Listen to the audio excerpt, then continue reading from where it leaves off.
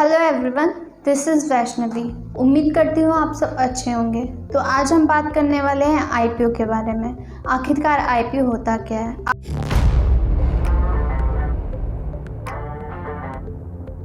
सबसे पहले आपको ये समझना होगा कि आईपीओ होता क्या है। जब भी कोई कंपनी अपने शेयर्स को मार्केट में पब्लिक के लिए पहली बार लाती है तो उसे ही आईपीओ कहते हैं, इनिशियल पब्लिक ऑफरिंग।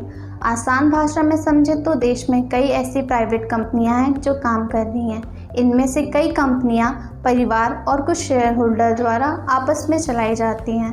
जब भी इन कंपनियों को फंड्स की आवश्यकता होती है तो यह अपने आप को शेयर बाजार में लिस्टेड करती हैं। इसका बेस्ट तरीका आईपीओ होता है।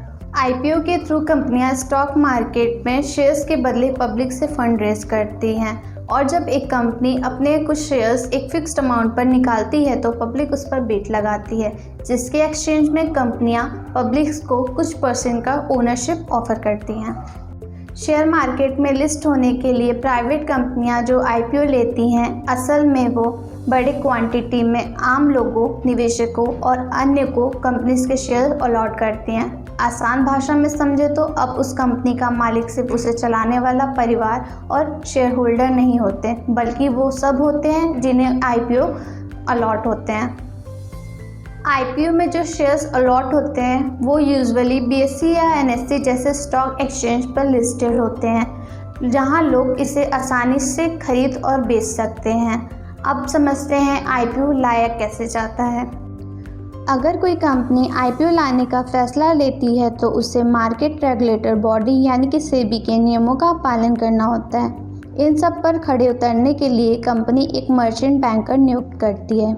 ये बैंकर सेबी में रजिस्टर्ड होते हैं और वही आईपीओ से जुड़े सारे कंप्लायंसेस पूरे करके फिर आईपीओ के लिए अप्लाई करते हैं। जब कोई कंपनी आईपीओ लाती है तो वो सेबी के पास अप्लाई करते समय कुछ डॉक्यूमेंट जमा करती है।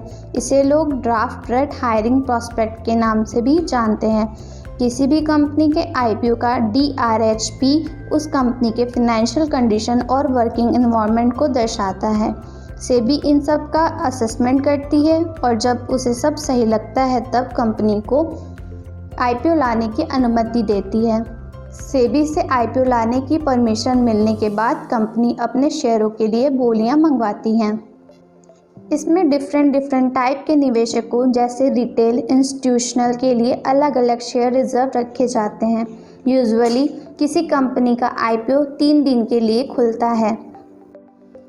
अब समझते हैं कि आईपीओ में निवेश कैसे करें। किसी इन्वेस्टर को अगर आईपीओ में इन्वेस्ट करना हो तो उसके लिए उसके पास डीमैट अकाउंट होना अनिवार्य है। डीमैट अकाउंट आप किसी भी शेयर ब्रोकर फर्म के पास जाकर बनवा या खुलवा सकते हैं, लेकिन जानकारों की राय यह है कि हमेशा डीमैट अकाउंट एक रेप्यूटेड फर्म में ही खोलना चाहिए।